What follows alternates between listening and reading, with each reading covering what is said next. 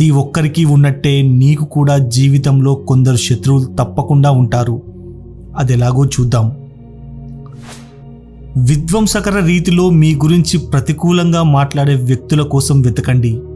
స్నేహితులు అనేవారు విమర్శిస్తారు. ఆ విమర్శ ఎలా ఉండాలి అంటే మీ తప్పులను సరిదిద్దుకొని ముందుకు వెళ్ళేలా ఉండాలి. కానీ శత్రువు అనేవాడు నీ గురించి ఎప్పుడూ తప్పుడు ప్రచారం చేస్తూ నిన్ను కిందికి లాగేలా చేస్తాడు.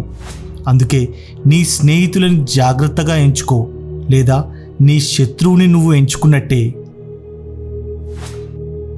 నీ వెనకాల నీ గురించి ఎవరు ఏం మాట్లాడుతున్నారో గమనించు. నీ విషయాలను, నీ అలవాట్లను, నీ బలహీనతలను, నీ రహస్యాలను అందరికీ చెప్తున్నారు అంటే వారు నీ నిజమైన స్నేహితులు కారు అని అర్థం.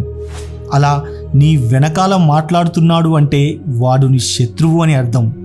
నువ్వు ఎవరిని నమ్ముతావో వారి విషయంలో చాలా జాగ్రత్తగా ఉండాలి.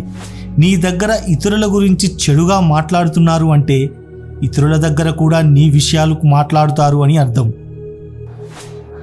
కొంతమంది స్నేహితులు నువ్వు ఎదుగుతున్నావు అంటే ఓర్వలేరు. నిన్ను ఎలాగైనా కిందికి లాగాలి అని చూస్తారు. అందుకు ఏది చేసేందుకైనా వెనకాడరు. నీ బలహీనతలు ఆసరా చేసుకొని నిన్ను దెబ్బతీయాలి అని చూస్తారు. ఇందుకోసం నీ పైన ఆడవారిని కూడా ఒక వలలాగా వాడుతారు. అలాంటి వారి విషయంలో చాలా జాగ్రత్తగా ఉండాలి. లేకపోతే నువ్వు నట్టేట మునిగిపోవడం ఖాయం.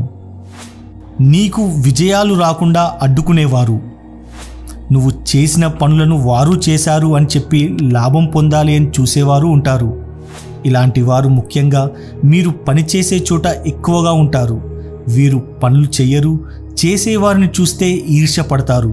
ఇలాంటి వారికి చెప్పుతో కొట్టినట్టు ఉండే జవాబు ఏంటి అంటే నువ్వు వారి కళ్ళ ముందే విజయం సాధించడం.